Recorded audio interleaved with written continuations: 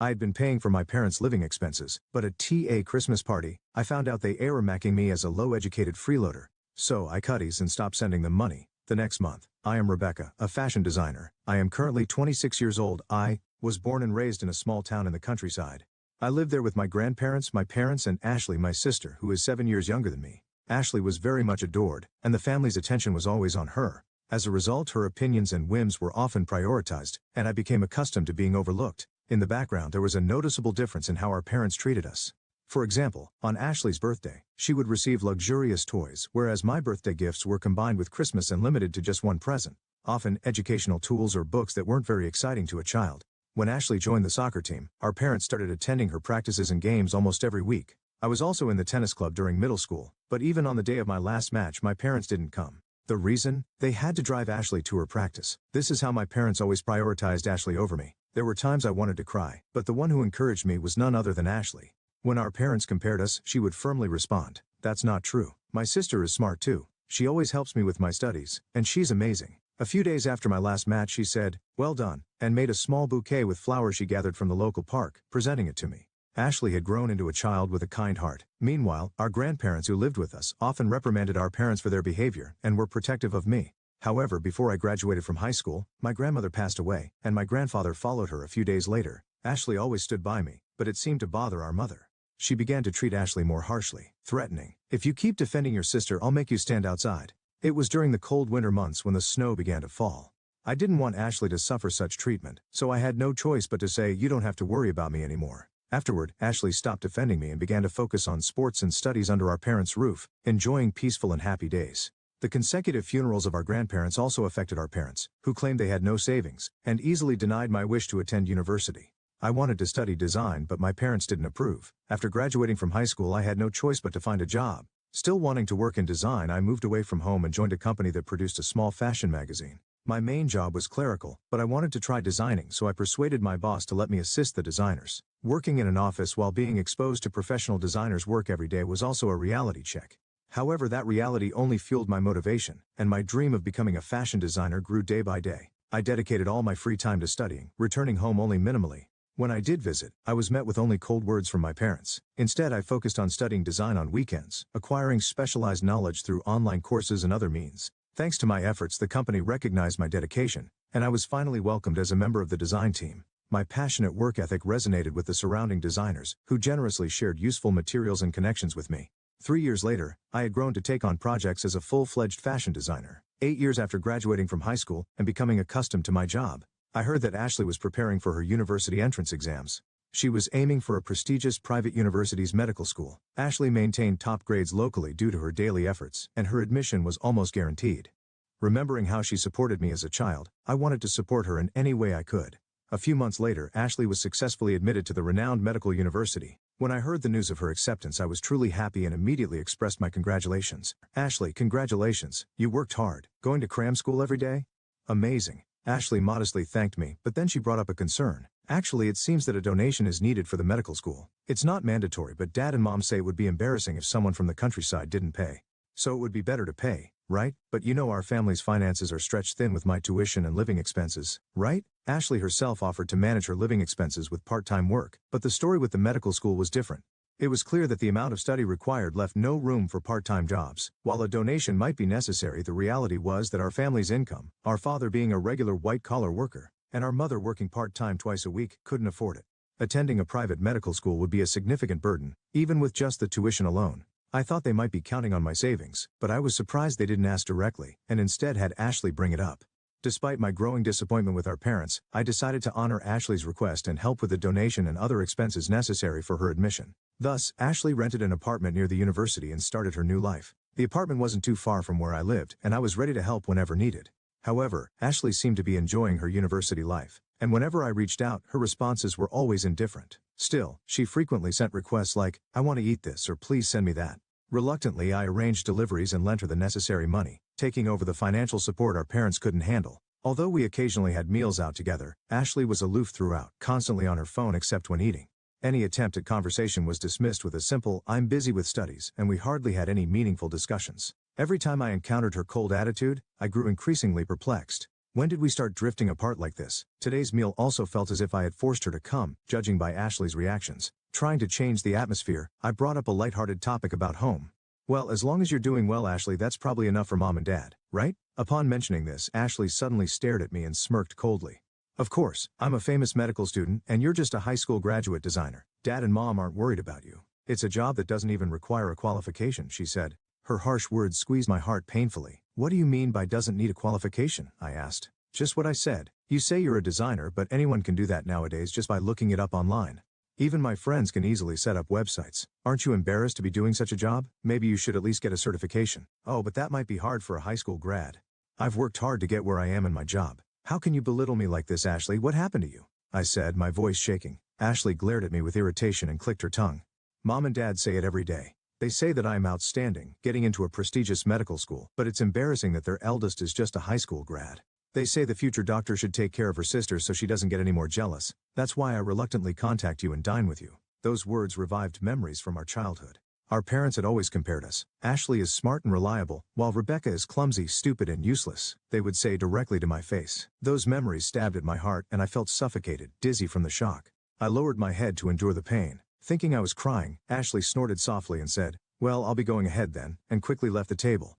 With her new life at university, Ashley had become a completely different person. Our parents' constant praise saying, "Ashley's peers are all geniuses unlike anyone seen locally," must have inflated her confidence even more. Additionally, the daily accolades from our parents saying, "Ashley is truly a genius, you will be a great doctor in the future," must have encouraged her attitude further. In the shadows of that, the demeaning remarks about me were repeated. Our parents' attitudes must have influenced Ashley to some extent. At year's end, I planned to reserve a dinner at a local restaurant to celebrate my raise. When I mentioned it to our parents, they said, "Bring Ashley home with you," and I reluctantly agreed to go home with her. Ashley seemed busy with studies and training as this was her first time returning home in a while. Perhaps because of that, from the moment she arrived, our parents nearly ignored me, focusing solely on her. At night, they gathered neighbors, relatives, and even Ashley's former classmates who remained locally. A lavish spread of dishes was laid out with ordered pizzas and a barbecue in the garden, and a grand party began. Just as I was about to address the real reason for the party by taking the microphone, my mother grabbed it and started saying, "Today, we are here to announce that Ashley has been accepted into medical school and will become a respectable doctor in the future." This party was planned to celebrate my promotion. Shocked by my mother's words, I tried to correct the story, but my father stopped me. Then Ashley, energized by the gathered crowd, began boasting aloud. "My mother wants me to come home more, but I'm studying at a prestigious private university and moreover in the medical department. So you must understand it's not easy for me to just come home. In medical school, we often need to cooperate as a team, not just individually. So if I alone return home, it causes trouble for others. Everyone asks me for help when they don't understand something, and it's a bit overwhelming."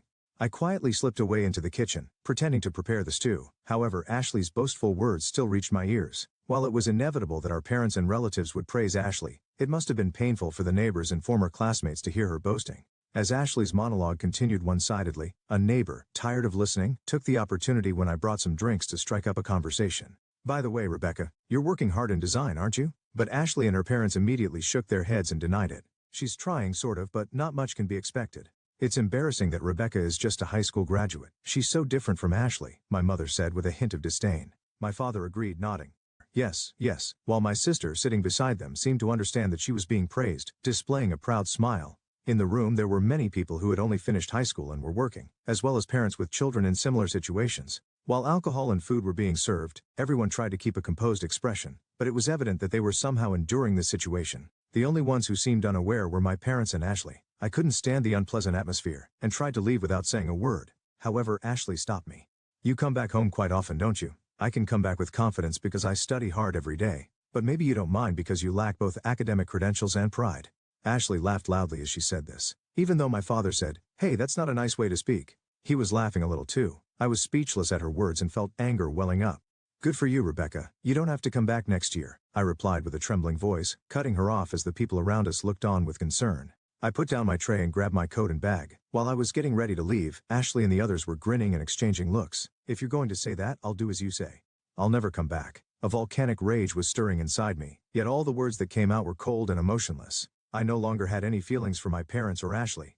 When I spat out those words, the three family members waved cheerfully. "Don't ever come back." On the way to the bus station, I was desperately suppressing the urge to scream. Returning home had always been painful, When I was aspiring to be a fashion designer, I hardly went home, using my studies as an excuse. But as I grew as a professional, I struggled with the inescapable bond between parent and child. Ashley is much younger, and still a student. It might not be easy for her to understand the hardships I faced since entering the workforce. However, my parents must have worked to some extent to raise 2 children. Yet, because Ashley was academically gifted, they continue to praise her as a genius while demeaning me. Their childish words still echoed in my mind. While I felt anger, I also felt a deep disappointment squeezing my heart. If I valued my work, I couldn't continue such a relationship even if they were family. I was appalled by Ashley's terrible behavior, but it prompted me to decide to completely cut off my relationship with my parents. Several months after making this decision as a new academic year was about to start, I received a sudden call from Ashley. She had not contacted me at all since then.